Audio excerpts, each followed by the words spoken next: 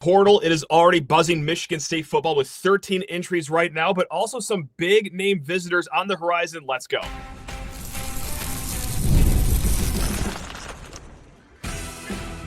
You are Locked On Spartans, your daily podcast on the Michigan State Spartans, part of the Locked On Podcast Network, your team every day.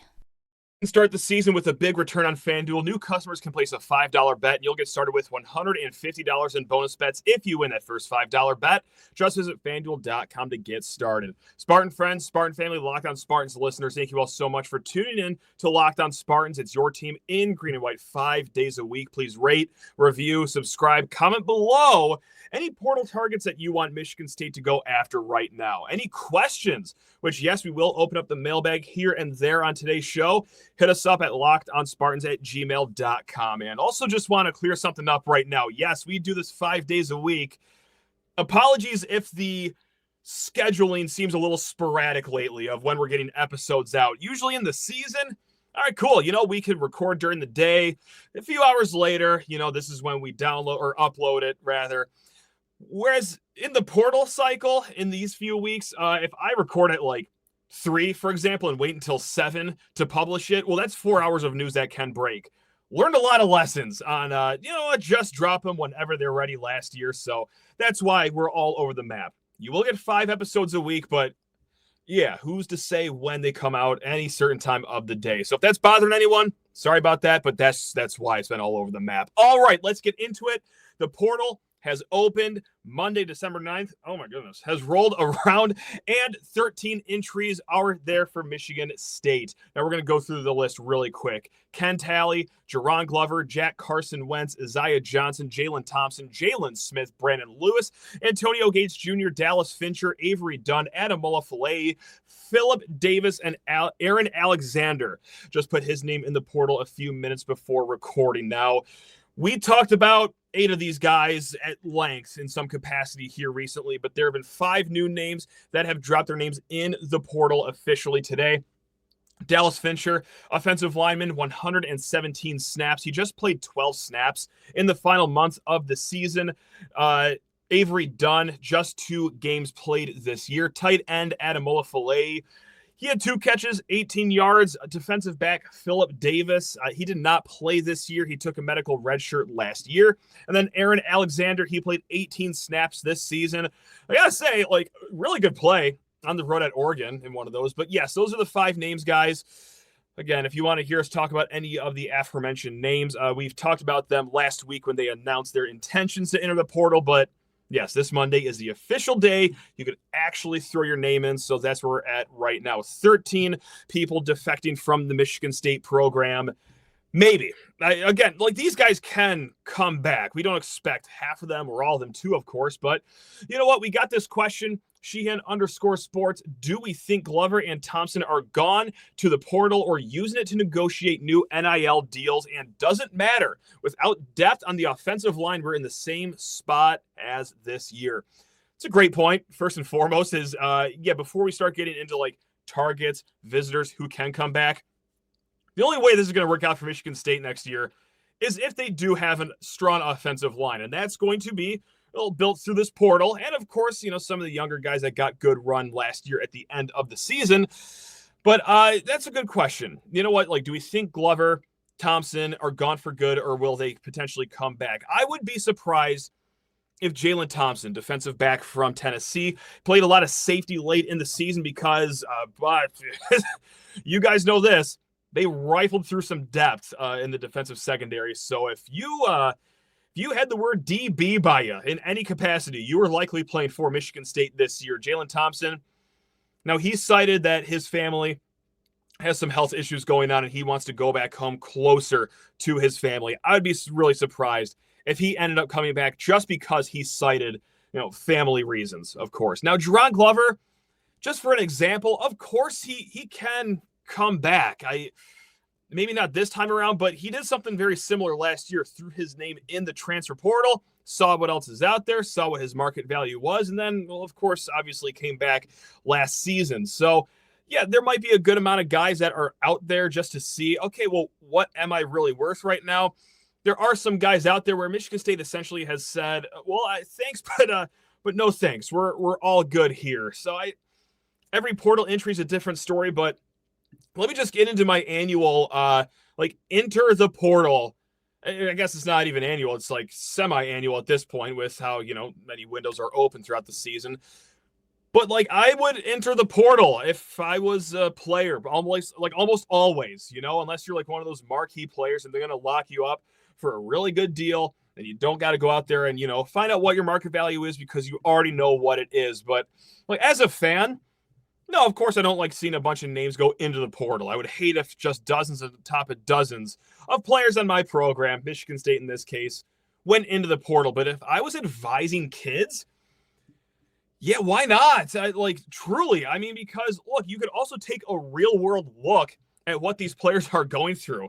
You know what? Go out there, see how you'll be used at other programs, but if not for nothing else, see how much you are worth.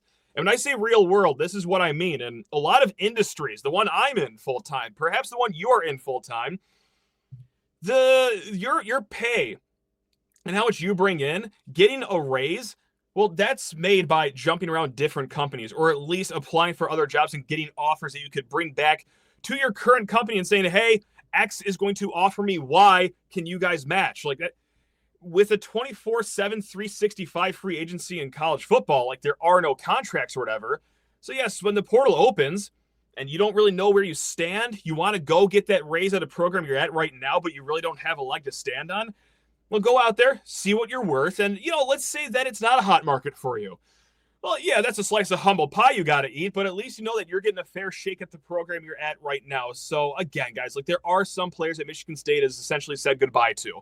We have no interest in you returning. There are, of course, some players that are doing exactly what I'm saying, and there is also some like Jalen Thompson that just, for family reasons, everyone has a different story for the portal, but yeah, I am surprised that, we might not get up to 30 or 40 portal entries, but why not? Anyway, enough of that ranting right now. MSU Realist also writes in, what time frame do you believe the portal recruits will start to flow in? Now, we're going to get to some targets here in a hot second because Michigan State already does have some visitors line up for this week. But this is good just to get down the dates. Like we said, Monday, as you're listening to this, or maybe even yesterday, depends. December 9th is when the portal opened. Closes December 28th. Now that window reopens for anyone whose coach just gets up and leaves. I believe it's a 30-day window that reopens for those players on that team. But I did go back to last year, try to refresh my memory of when Michigan State started to get portal guys trickling in. A little different circumstance since, yes, they did bring on a new head coach and he was starting to build his staff very early on in the offseason in December. But they were getting guys December 18th. Committed, I believe, was the earliest names there. You had other guys trickle in early January, like Daquan Dowse. I believe he committed January 9th, I want to say. So when can you start expecting guys to trickle in for Michigan State? I wouldn't expect anything this week necessarily. Yes, they do have visitors lined up. I'm being told that, for example, Josh Thompson, which we will talk about in a little bit, he's not going to make a decision right on campus when he does visit Michigan State on Tuesday. He's going to take his time. So I'm sorry for a bad answer, but be flexible. It could be anywhere between next week and really just going into January because while the portal closes December 28th, they don't have to make their decisions of their next school by December 28th. They could drag this off into the offseason as long as they want, essentially. So we're going to get to a few names. Visitors coming to East Lansing here pretty soon. But first, you need to talk your ears off about FanDuel Sportsbook, America's #1 sportsbook, guys. Get ready to tackle the NFL action with FanDuel. Like I said, America's #1 sportsbook. And it gets even sweeter if you are a new customer because right now, new customers can bet $5 and get $150 in bonus bets if you win that first $5 bet. The FanDuel Sportsbook app gives you everything you need to place live bets on the NFL all in one place. So, when you get a hunch in the middle of the game, you can check out the latest stats, view live play-by-play, and so much more on the same page where you place your bets. Just visit FanDuel.com to join today. And again, guys, you will get started with $150 in bonus bets if you win that first $5 bet. That is over at FanDuel.com. Take advantage of all they have to offer, same-game parlays, props, futures, right over there at FanDuel.com. Never waste a hunch and make every moment more with FanDuel, an official sportsbook partner of the NFL. So let's get to some names here. I just read 13 names that are leaving Michigan State. You're probably wondering, well, boy, howdy, does he have anything going the other way here? Any good news from you, Matt? Well, sure, because Jack Tuttle, not the former Michigan quarterback, this is a Michigan State fan, unfortunate name, who is one unrealistic/realistic player that you would want to come to MSU in the transfer portal? Really quick, unrealistic, Dylan Thieneman. All right, he's a safety from Purdue. He's going to have a lot of guys after him, like Ohio State's already after him. He's got some SEC schools. He's a safety out of Purdue.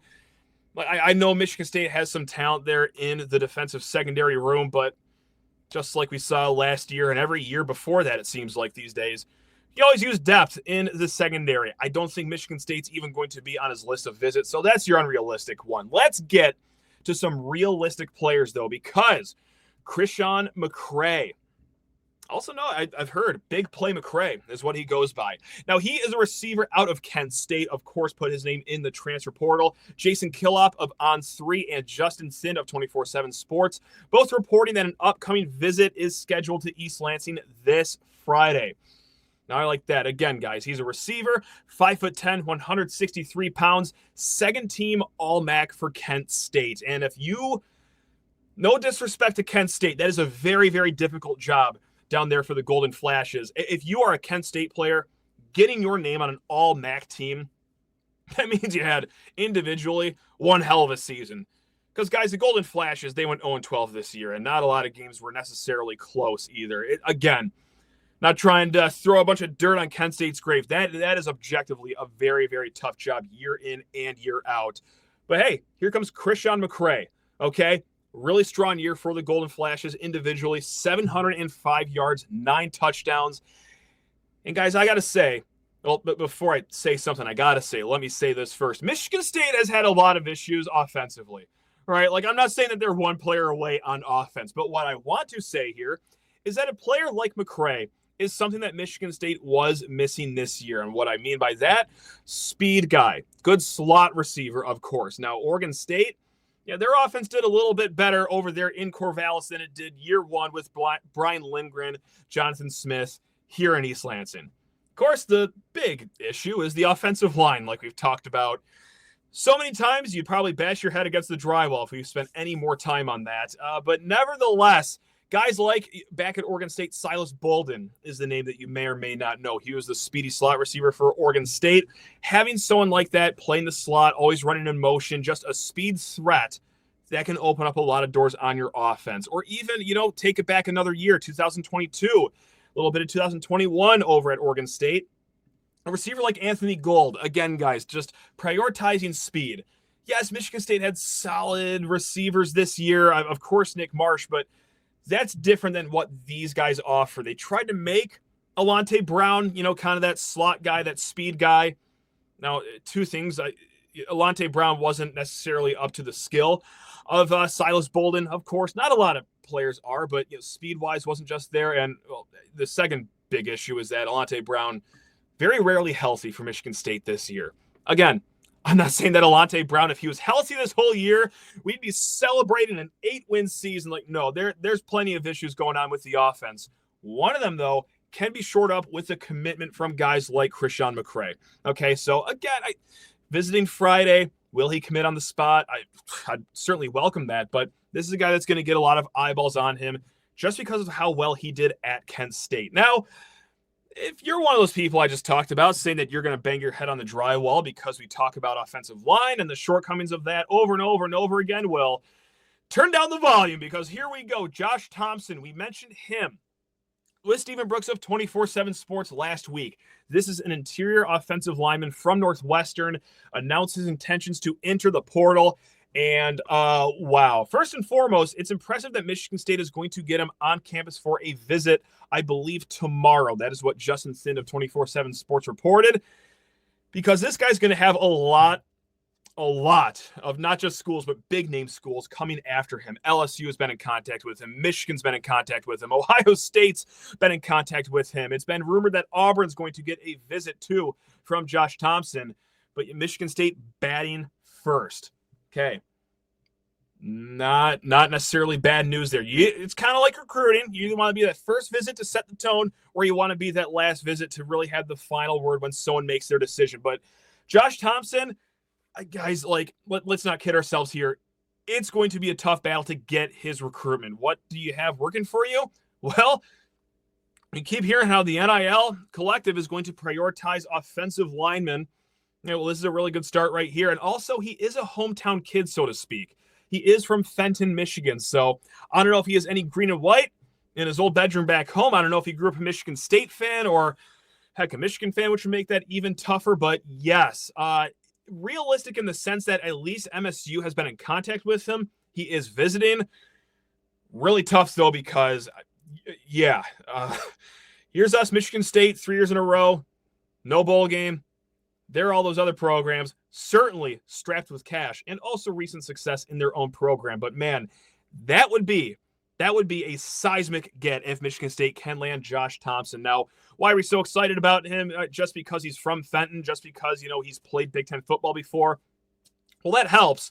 But he's also in the top 10 for interior offensive linemen, according to 24/7 Sports. And top 10 between SEC and Big Ten schools. So this kid clearly has some talent. That's why all sorts of teams are after this young man. Now, there's been no reports, no rumors, nothing with this next name I'm about to throw out here. This is just, I saw on Twitter, Stanton Rammel vouch for his older brother, Jesse Rammel. Okay, now this kid, Jesse Rammel, he played last year at James Madison. Before that, he was at St. Francis. The last 2 years, just like his brother, plays offensive tackle. The last 2 years, he's logged 600-plus snaps at offensive tackle. So the guy certainly has durability on his side. He would add depth, maybe a starting role to Michigan State. Maybe if he slides over to right tackle, perhaps. Again, like, his Pro Football Focus numbers are very up and down, but you know what? This is a kid with experience. It's 4 limbs and a pulse that you can throw on the offensive line. And not to just dumb it down to just so simple like that, but I'm taking a lot of offensive linemen if I'm Michigan State here. I don't really care necessarily how outstanding you were, but yeah, 600-plus snaps. He's had college experience. I'm sure we could find a home for you on this offensive line, whether it's a starting role. We'll see about that, but definitely in the 2 deep. If he's open to it, well, you know what? I'd be open to Jesse Rammel as well. Let's just keep the Rammel family pipeline rolling on in here. Now, one more football question before we get to a little more mailbag questions. Tom Bean writes in, are we rooting for Sam Leavitt? That's right. Let's get everyone out of portal talk and talk about college football playoff talk. Because Sam Leavitt, that's right. Of course, you guys all remember him. Played for Michigan State last year. Entered the portal, landed at a great spot at Arizona State. And my answer to that? Sure. Like, why not? Tough shakes for the kid. Yes, his exit was a little bit clunky. I thought that was weird. We've talked about it a few times on the show. Jonathan Smith never offered me when I was a student in high school back in the Pacific Northwest. Screw him. Like, it's not necessarily true. At least the reason. I think the reason is a little bit fabricated because, he went to Arizona State. Never was really offered at all by the Sun Devils program. And more importantly, Kenny Dillingham, who was offensive coordinator at Oregon when he was a student in high school, he never offered Sam Leavitt either. So he left one guy that never offered him out of high school in Jonathan Smith to join another guy that never offered him either. So, nevertheless, guys, I think that he said that in a way of like, you can't break up with me because I'm breaking up with you, or you can't fire me because I quit. I'm sure he saw the writing on the wall that Jonathan Smith coming to East Lansing would mean that Aiden Childs is coming by. So if he wanted to get ahead of it, fine, whatever. Odd exit, but while he was here, I seem to love the place. I don't fault him for transferring away, so it's good to see that he landed at a good situation at Arizona State. And yes, I am ready to concede that Leavitt is right now, likely in the future too, a better quarterback than Aiden Childs. We got a few of those questions last offseason of, hey, how do you know that Childs is going to be better than Leavitt? And I said, this and that, more upside, stronger arm, but I can see a world where Leavitt does get out of this as the better quarterback. And we also stated, if I can go back a few months in that conversation, that Leavitt's at a really, really good situation right now. Both his offensive coordinator, that's the old quarterback coach for a guy named Justin Herbert, knows his way around an offense. Also, The run game at Arizona State, much more established than it is here at Michigan State. We referenced James Scatabo, the running back over there that might backdoor his way into a Heisman invite. So that's not saying that, hey, if Aiden Childs was at Arizona State, they'd also be in the playoffs. Maybe, maybe not. Things were set up pretty good for Sam Leavitt, and of course, he's also done fantastic over there too. So, yeah, I'll root for the kid. Why not? The Sun Devils are a fun program, even though they had our number in 2018 and 2019, but never had an issue with Sun Devil fans. They seem like a fun school. So, yeah, go get him, Sam Leavitt. Come on, Sammy boy. All right, guys, we're going to be back here in a hot second. Just got to talk your ears off about Omaha Steaks. That's right.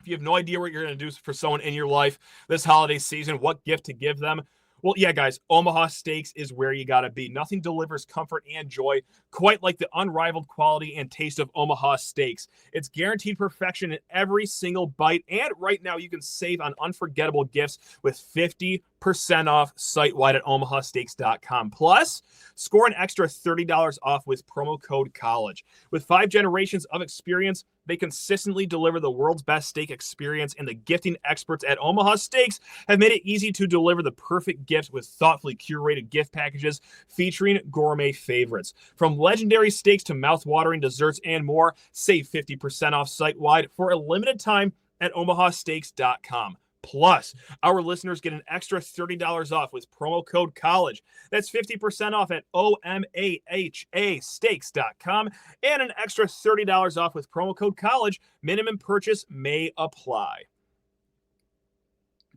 All right, switching things up, we're going to talk basketball because Hopeless Fanatic writes in, does the men's or women's basketball team have a higher ceiling? That's right, we're going to get to both programs right here in East Lansing that are thriving. Let's start with the women's resume right now. Michigan State women, they are 9-0 to start the season. They are up to number 17 in their latest AP poll, and this is the first 9-0 start in Michigan State women's basketball history. Robin Freilich, if you had any doubts that, she was a really good program builder, really good coach, well, already answering them in year 2. Thought she answered them pretty well in year 1, but if for some reason you were a doubter, well, she's silencing you right now. Now, here's the issue here with women's basketball having the higher ceiling. It's that this Big Ten, very top heavy. I think the gap between that second tier Big Ten teams and the first tier, we're talking UCLA, who's number 1 in the AP poll, USC, who's in the top 10, and even Ohio State, who's number 11 right now. I think that gap is pretty big right now. But what does Michigan State have going for it? 91.4 points per game.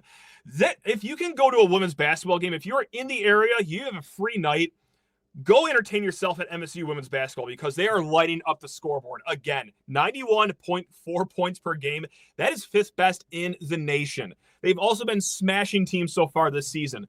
38.3 point differential. That is the best in the country.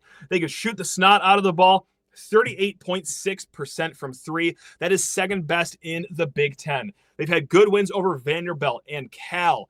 Both teams, that's their only loss of the season to our Michigan State Spartans. So I do want to see it against teams like UCLA, USC, just like we mentioned, or top 25 Iowa, which, hey, speaking of, well, they play against Iowa noon on Sunday, Big Ten Network. So, hey, if it's at Breslin, if you're in the area, go. Even if you're not in the area, well, ship on up. That's going to be a really good game. Now, for the men, their resume of who has a higher ceiling,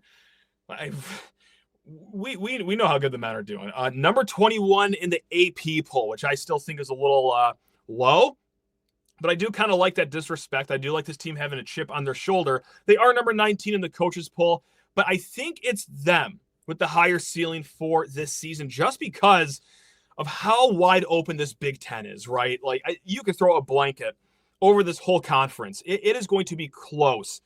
So maybe 13 teams competing for it realistically. Anyway, BartTorvik.com. We reference them all the time. Analytical website. They're very computer-driven. Smart math people over there is what I'm trying to say. They are projecting the winners of the Big Ten, UCLA in this case, to go 13-7. All right. They also have an additional 5 teams behind them that are projected to go 12-8. Michigan State is one of those teams projected to go 12-8. Like 13-7 can win you the conference. This is something that we talked about even in the offseason going into this one. Is it's going to be a bloodbath night in and night out in the Big Ten.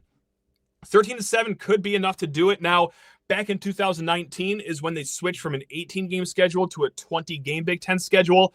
And ever since that started in 2019, 14-6 is the lowest record it took to win the Big Ten. Now, of course, Michigan State were one of the teams that did so in a 3-way tie. But yeah, guys, I could very well see. I'm going to just say what the computers are saying and agree with it. I think 13-7 can win you a Big Ten. So if we're talking ceiling in that way, which team has the better chance of reaching success this season, whether it's the Big Ten, whether it's the March Madness tournament?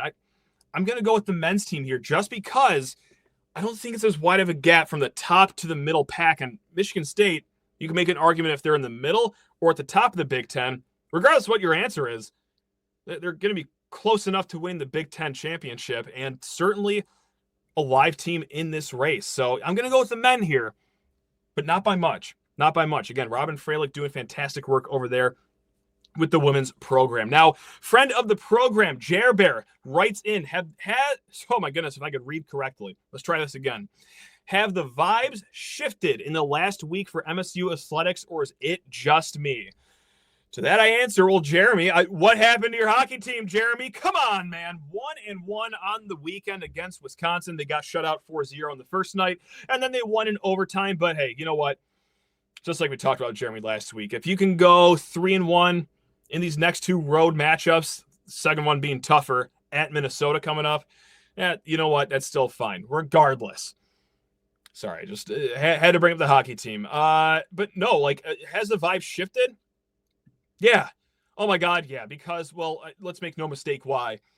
It's been a tough stretch around here the last few years. This has been a years-long tough stretch. Ever since Michigan State walked off the field in Atlanta at the Peach Bowl, I feel like it's been tough sledding here for Michigan State fandom.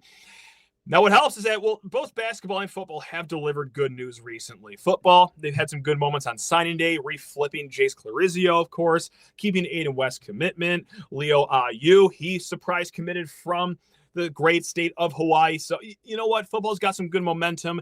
The Nick Marsh thing seems to be materializing okay right now in Michigan State's direction. But also matching that at the same time, which I feel like this has not happened lately, basketball's also having good news happen with football. Like, you beat North Carolina. You get off Maui 2-1. You smash Minnesota in your Big Ten opener. You absolutely obliterate Nebraska. We're smiling for long stretches of time here, and that feels like the first time in a long time. So it just feels like in life, when you're going through a tough stretch and you know what, you go to your local Little Caesars and they accidentally give you a free crazy bread on the side when you didn't really pay for it. It's like, hey, you know what? Things are coming up. Things are on the up and up here in East Lansing. All right, guys, we will be back tomorrow. We're going to have more portal talk should anything break, and of course it will. We're still expecting a few names from Michigan State side to trickle out. Don't want to air them out yet, just in case they've changed their mind, and that'd be a sticky situation. But also, they probably deserve to announce it themselves. So, yes, still expecting more names. We will be expecting more visitors, of course. It's going to be nonstop portal chatter here at Locked On Spartans, your team in green and white. But until next time, guys, hey, take care of yourselves. Love you all. Go green.